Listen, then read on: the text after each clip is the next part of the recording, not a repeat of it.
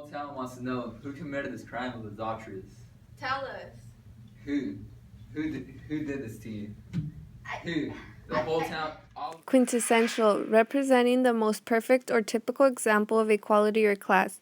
Reverend Mr. Dimmesdale was the quintessential hypocrite. He was a preacher who impregnated a woman who was not his wife, yet he allowed the entire town to publicly humiliate the woman while he sat by and did nothing to help.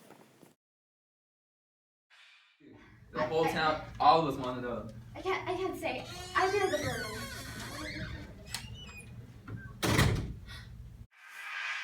Extended metaphor, a metaphor developed at great length, occurring frequently in or throughout a work.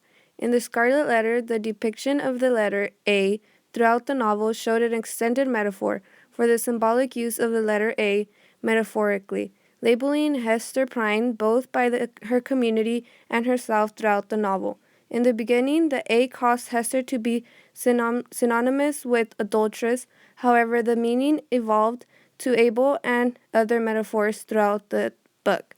The A was sewn on the dress upon Hester's chest, so everyone in the town could judge Hester for the image of her pregnant belly, a belly that had no husband, no to claim to.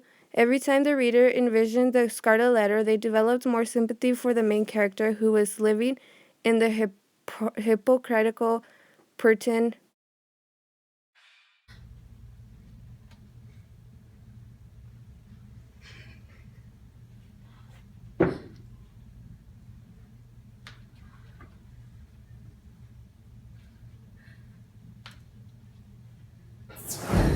Dear Reverend Dimsdale, I hear you've grown ill. I've heard your soul is troubling you.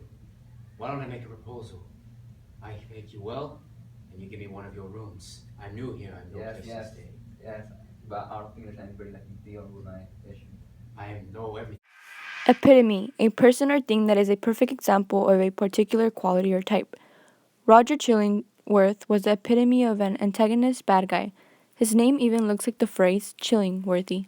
I am sure this is something Nathaniel Hawthorne did on purpose. His character was constantly attempting to ruin Reverend Dimsdale's life as he was claiming to help him, even going so far as to move in with him just so he could torture him in the man's own home.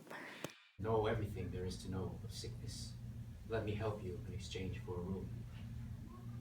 This master shall have. Thank you. Chillingworth, I did not literally mean you were the Black Devil. It's just a figure of speech. Oh, Hester, you are a true rosebud. Trope, using a word in a way other than its non-literal sense. Figure of speech, a device used to produce figurative language. Hester. Chillingworth, I did not literally mean that you were the Black Devil. It was just a figure of speech. Chillingworth. Oh, Hester, you are a true rosebud. I mean that figuratively. Of course. I realize you are not literally a plant. I only meant that as a figure of speech, as well. I hope you will accept my compliment and take no offense. I mean that figuratively, of course. I realize you are not literally a plant. I meant that only as a figure of speech. I hope you will accept my compliment and take no offense.